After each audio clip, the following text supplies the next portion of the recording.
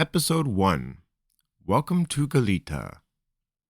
It was a stunningly beautiful Galician day as a horse-drawn buggy made its way sluggishly down the country dirt road. Raptors soared high in the cloudless sky, loosing piercing screeches of joy while they scoured for prey. A gentle breeze frolicked among the tall grasses and tussled in the tree branches. This particular dirt road meandered its way along the basin of a long and wide valley, as straight as a seldom-used road could hope to be, though, curiously, far better maintained than it had any right to be. The buggy, more of a cart really than a buggy, but Linrem did insist that it was indeed a buggy, bounced along merrily with its passengers and cargo in tow. Linrem, a pale-skinned fellow well advanced into his late years, sat in the driver's seat and cooed encouragement to the donkey that pulled the cart buggy along the sun-baked road. In the back, sitting cross-legged amongst the barrels and boxes of goods, eyes glued shut and face scrunched in concentration, was Rabineau. A boy of 16, almost a man, really, he would say. Rabineau was a bit of an oddity.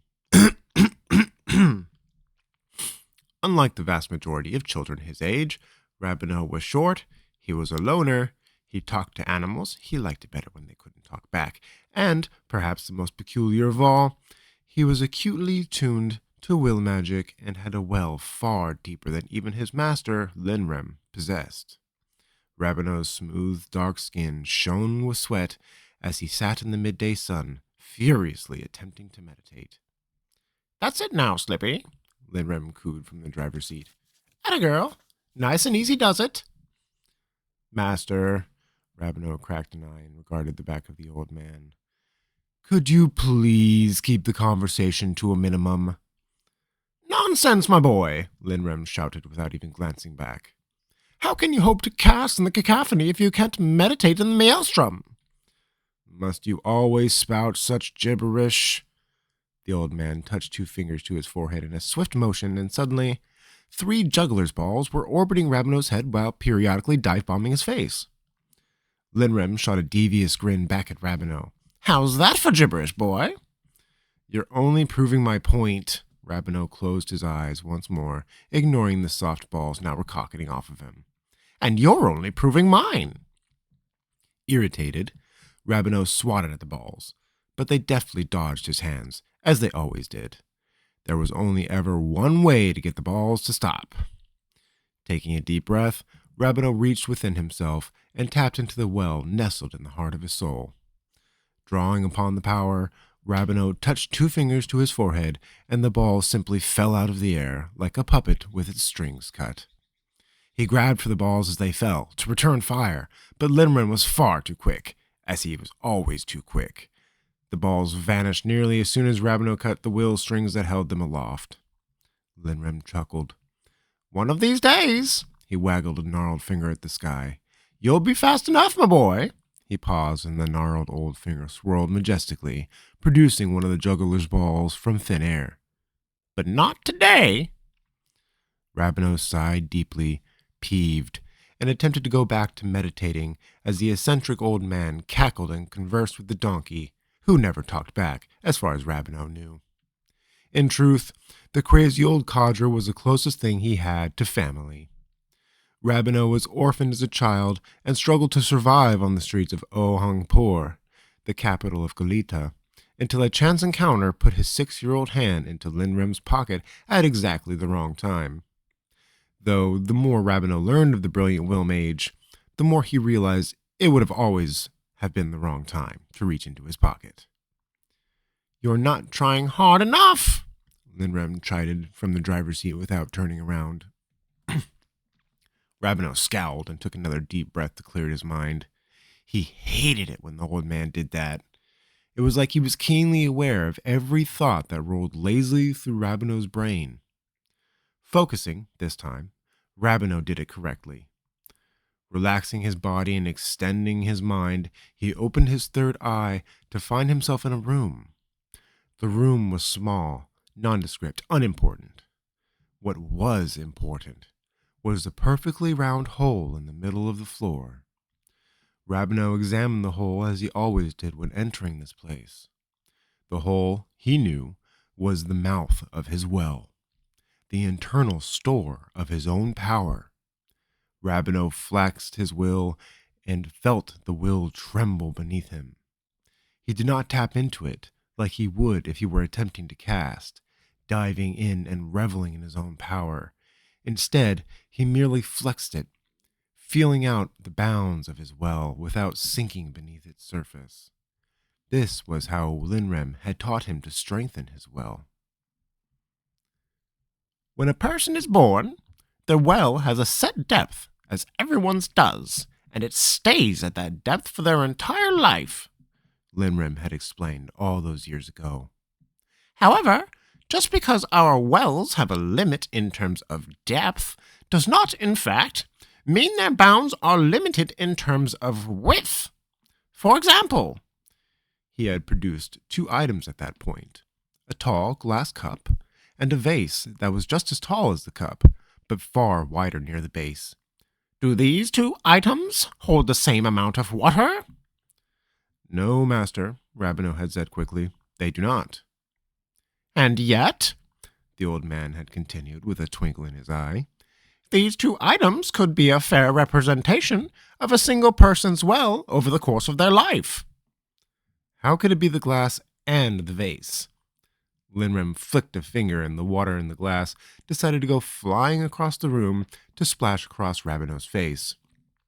Were you not paying attention? I said over the course of their life.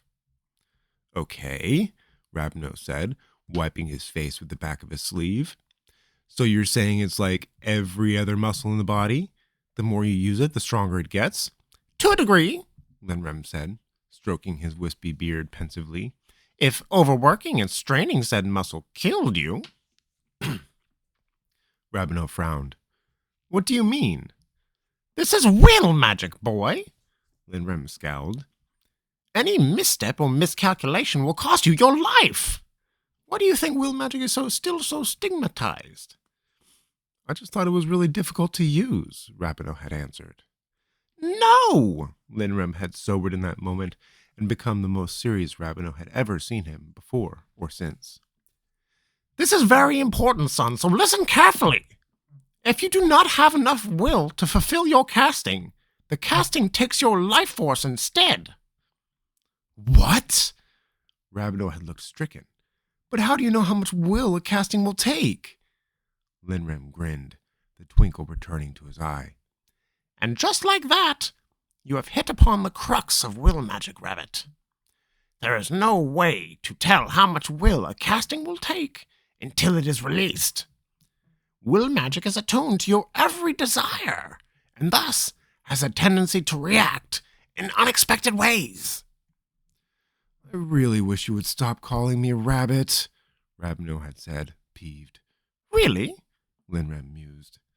But it's the best compliment I can come up with. You're quick, cunning, and despite being at the bottom of the food chain, you show a tenacity that is unshakable. So it has nothing to do with the fact that I'm short and you like poking fun at me? What? His feigned shock was a little too on the nose. I would never! Mm-hmm. Rabineau crossed his arms and glared. Besides, Linrem had continued with a grin, you are far more adorable than the average rabbit. Rabineau was torn from his memories as Linrem started calling for Skippy to slow, in turn causing the buggy to sluggishly lose momentum. Opening his eyes and looking around, Rabineau saw the change in speed was due to the fact that the buggy was arriving at Twilight Chateau, Linrem's home and base of operations. A neat collection of earth-colored buildings rose from the earth in a gentle swirl that Linrem called a Fibonacci, though Rabineau had entirely tuned out when the eccentric old man had begun explaining. The center of the swirl held the smallest of the buildings, little more than a door set into a tiny hut. This was the entrance to the bulk of Linrem's home and workshop, which lay underground. A massive complex vastly larger than the entirety of the buildings above ground. The collection of buildings above held aspects of the workshop that could not be feasibly kept below, like the stable, the smithy, and the always locked and forever odd-smelling alchemy storeroom. You act as if you have never laid eyes upon the place, Linrem chided without looking back as he always did. Did I not tell you to meditate? Rabineau scowled. I was doing it just fine. Oh, you were? Linrem cooed. Looked to me like you were gawking. You distracted me. Linrem tutted and shook his head. You must not allow any interference when interacting with your well. I know, Rabineau said, irritated. Apparently not well enough. Linrem shot back, his tone edging upon dangerous. You'll be doing the pinwheel to make up for your lack of effort. Linrem turned in his seat, making eye contact with Rabineau and broking no argument. You toy with magic that would just as soon take your life as you would bend it to your will. No excuses, Rabbit. You want to be a will mage? You want to be the best? Quit screwing around! Linrem finished chastising Rabineau just as the buggy closed the remaining distance to the gates, which opened to receive them. Gareth, Linrem's servant, a man that was more ancient than even Linrem, if that were possible, came out to meet them. The stooped old man took the reins from Linrem and proffered a hand to assist his master's dismount. Linrem scoffed at Gareth and jumped down from the buggy, with no help, like a man far younger than he was. Linrem looked back at Rabineau and jerked his head towards the old servant. Assist Gareth in tending to Slippy before you begin the pinwheel. Linrem looked to Gareth. Make sure he does most of the work, old man. I don't need you croaking over a pitchfork of hay. Of course, master. Gareth inclined his head in a bow. I wouldn't dream of it, sir. Linrem looked back at Rabineau with a twinkle in his eye. At least someone can follow directions around here. Hours later, Rabineau stood trembling, dripping sweat, on a narrow lip that ran along the edge of the stable's roof. He had a pole balanced across his shoulders, and each end held a bucket of water sloshing around in it. The pinwheel, as Linrem had lovingly named it, was an exercise in which Rabineau climbed atop the buildings of the chateau, starting in the middle, and walked along a specially raised rail that circled around the entire complex, while balancing the buckets of water. If he fell, or lost one of the buckets, he had to start over, and Rabineau was terrible at it. Even now, after having done the grueling exercise more times than he dreaded to count, he still couldn't get halfway without the wind grabbing at one of the buckets and wrecking his balance. And of course, due to the nature of the Fibonacci, the buildings of the chateau got progressively larger as they swirled out, putting the entire rail Rabineau walked at a cruel incline, made brutally worse because it wasn't even as wide as one of his feet, making finding purchase far more difficult. Nearly 11 years later, Rabineau had been apprenticed to the crazy old mage. Nearly 11 years, Rabineau had been apprenticed to the crazy old mage, and not one single time had he been able to complete the pinwheel. Rabineau tightened his screaming abdomen muscles and tried to focus on keeping his breathing level as a breeze came tickling along his spine, threatening to pick up and cause him problems. Finding his center, he calmly slid a foot forward, transferring his weight and sliding the other foot to meet it. This slow shuffle was the surest way Rabineau had found to progress along the rail. If he tried to step foot over foot, the wind was far likelier to pull at him and steal his precious balance, so he never let his feet leave the rail, shuffling foot by agonizing foot. Rabineau had fallen twice already. The second time had been nearly where he was now, and his body throbbed in memory from the impact. Of course, the further along he progressed, the further he had to fall when he failed, and Rabineau always failed. His heart skipped a beat as he shuffled past the spot where he had fallen the first time, feeling accomplished at making it further. A grin started tugging at the corner of Rabineau's mouth, his confidence soaring. And then, as it always seemed to happen, a rogue gust of wind picked up and yanked at the bucket that hung over the abyss, hard. Though Rabineau was more than used to this exact event happening, he had yet to find a way to counter it. With a yelp, Rabineau went plunging over the side of the building.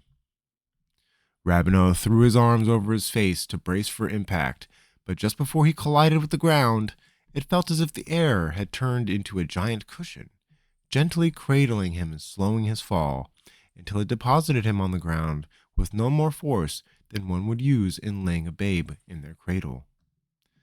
The pole and buckets landed just as serenely a short distance away. Not a drop had been spilled. "Now that would have been quite the fall," Linrim cackled gleefully. The old man sat perched on a crate several feet from where Rabineau had landed. "See what you did wrong there?" He leaned forward with a mad grin on his face. "Was you fell." He rocked backwards, laughing raucously. Rabineau groaned as he sat up, rubbing his sore hip from where he landed the first time. "Such sagely advice, as always, master." "Oh, don't be a sodden shoe," the old man giggled. "From where I'm sitting, that was quite amusing." "I'm glad you take such joy in my misery, master." Rabineau gave him a wry smile. "Though it would have been nice had you caught me the other times I fell." "What's the fun in that?"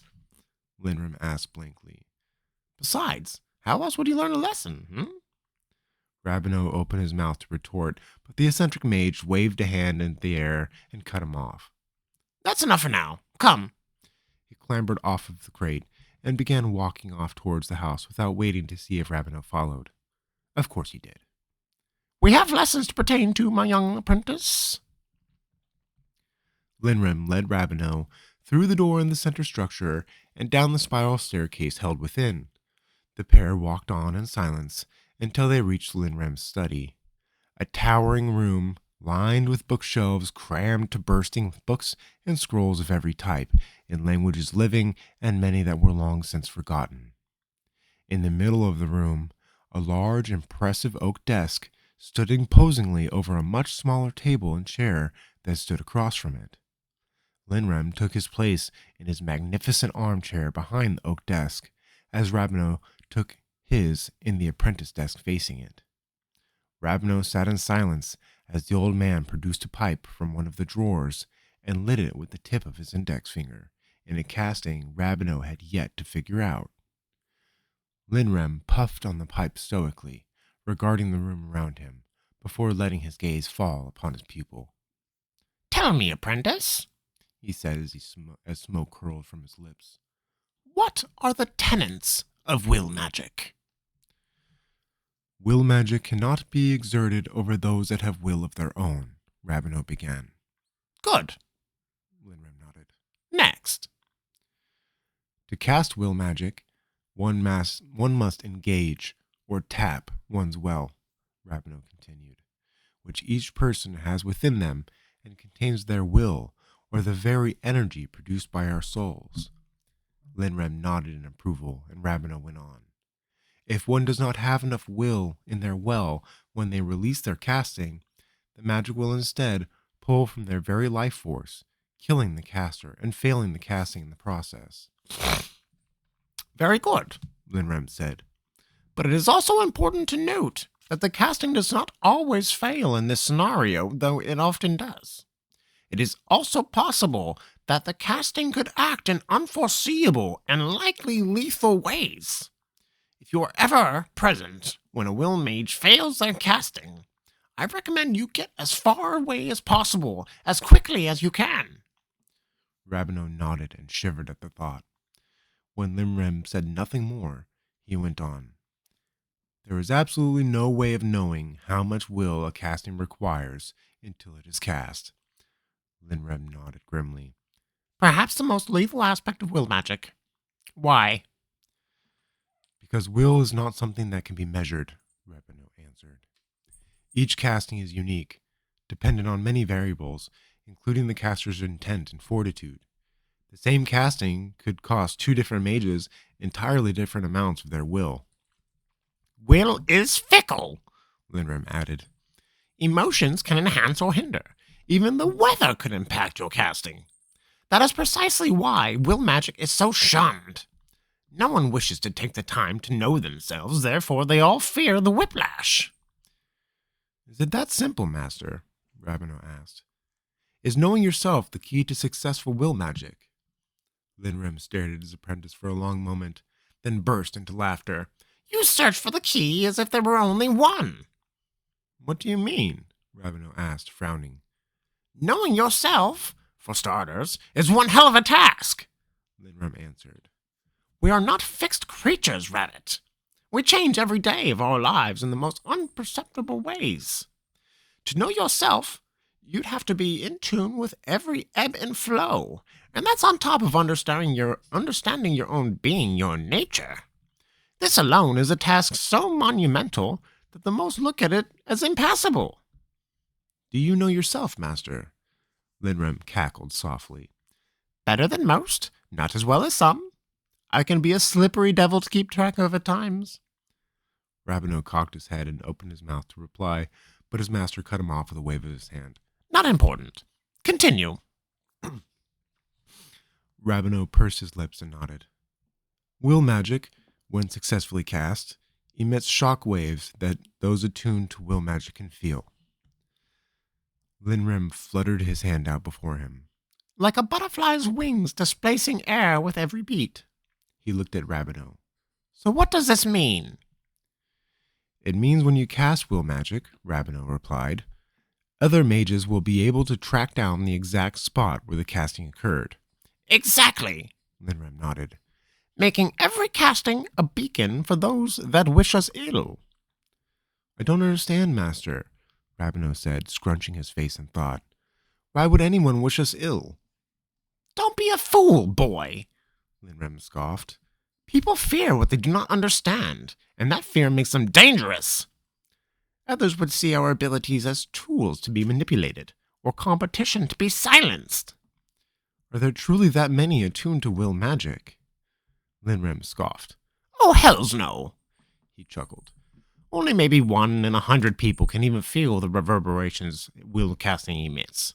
And of those, an even smaller percentage would be able to triangulate the source of the casting. Rabineau perked his head.